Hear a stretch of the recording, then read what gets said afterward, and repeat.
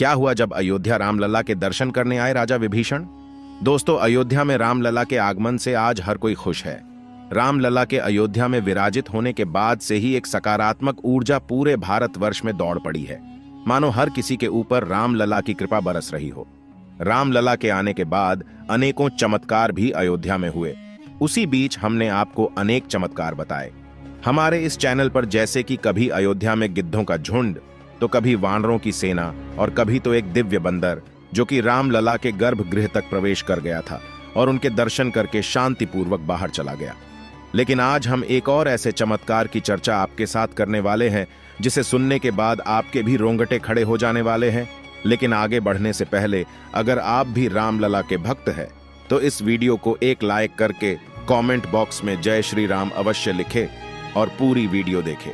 दरअसल दोस्तों, होता कुछ ऐसा है कि जब 22 जनवरी को अयोध्या में रामलला की प्राण प्रतिष्ठा होती है तो उसके बाद सभी के मन में बस एक ही इच्छा थी कि वे जल्द से जल्द रामलला के दर्शन करने अयोध्या पहुंच जाए। लेकिन 22 जनवरी को केवल वीआईपी प्रवेश ही वर्जित था, इसी कारण कोई आम इंसान वहां नहीं गया। लेकिन 23 जनवरी से सभी भक्तजन भरी मात्रा में अयोध्या पहुंचे और प्रभु के दर्शन करने के लिए लंबी लंबी कतारों में खड़े भी हुए, क्योंकि रामलला के दर्शन जो करने थे। लेकिन जैसे जैसे दिन बीतते गए, लेकिन रामलला के दर्शन के लिए भक्तों की भीड़ कम नहीं हुए।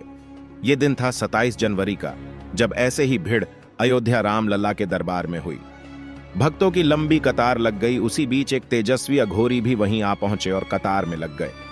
जैसे जैसे भीड़ बेकाबू होती गई, वहां लोगों का जमावड़ा होने की वजह से 2 लोगों में बहस हो गई। उन लोगों में जब बहस बढ़ने लगी तभी वे अघोरी आगे आए और उन लोगों को कहा, अरे बेटा, तुम क्यों आपस में लड़ रहे हो? तुम्हें पता नहीं कि तुम किसके दर्शन करने आए हो? जिसके दरबार में तुम खड़े हो वो संपूर्ण जगत के स्वामी है और वे सदा से मर्यादा पुरुषोत्तम और शांत स्वभाव के हैं, और उनके दरबार में तुम लड़ रहे हो। फिर वे लोग अपनी गलती मानते हैं और चुप हो जाते हैं। फिर आगे बढ़ते हुए वे रामलला के दर्शन करते हैं, और जब वे अघोरी दर्शन करने आते हैं तभी रामलला का अद्भुत चमत्कार होता है।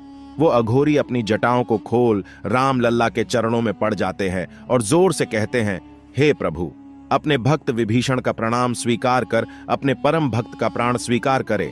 आसपास खड़े सभी लोग उस अघोरी की तरफ देख रहे थे।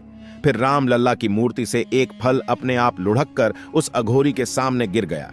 वो अघोरी तभी ऊपर सिर करके रामलला की तरफ देखने लगे और मुस्कुराने लगे। अघोरी फिर से बोले, देखिए पुजारी जी, रामलला का संकेत समझ रहे हैं आप। ये सब देखकर पुजारी जी और आसपास के लोग भी हक्के बक्के थे। सभी रामलला के सामने हाथ जोड़कर खड़े थे। पुजारी जी बोले, महाराज अब उठिए, भी बाकी भक्तजन भी दर्शन के लिए प्रतीक्षा कर रहे हैं। वो अघोरी तुरंत बोले, रुकिए पुजारी जी, आज तो जी भर के इनके दर्शन करने दे। न जाने कब आखिरी बार इनके दर्शन किए थे। पुजारी जी बोले, आखिरी बार महाराज? अघोरी बोले, हाँ, कब रामायण की घटना हुई थी उसके बाद आज दिख रहे हैं। ऐसा बोल करे अघोरी उठे और चल दिए मंदिर के बाहर, और जाते जाते बोले, प्रभु फिर से दर्शन होंगे आपके, लेकिन इस रूप में नहीं, आपके साक्षात रूप में। और अघोरी मंदिर से बाहर गए। कुछ लोग उन अघोरी की बातों से इतने प्रभावित हुए थे कि उनके बारे में अधिक जानने के लिए उनके पीछे चल दिए। थोड़ी देर तो वे अघोरी उन लोगों को दिख रहे थे, लेकिन जैसे ही मंदिर की दीवार के उस पार वे गए तो अचानक से वे अघोरी गायब ही हो गए। सभी लोग उन्हें ढूंढ रहे थे, लेकिन वे अघोरी कहीं नहीं मिले। फिर सभी लोगों में ये चर्चाएं होने लगी कि ये अघोरी जिस तरह से बात कर रहा था वे राजा विभीषण हो सकते हैं। कई लोगों ने कहा कि राजा विभीषण भी उन 7 चिरंजीवियों में से एक है, जो कि भगवान श्री हरि विष्णु के कल की अवतार की प्रतीक्षा में है। क्या वे अघोरी महाराज राजा विभीषण ही थे, जो कि रामलला के दर्शन करने अयोध्या आए थे? कमेंट सेक्शन में जय जय श्री राम जरूर लिख और इस वीडियो को एक लाइक करके चैनल को भी सब्सक्राइब करें। तब तक के लिए जय श्री राम।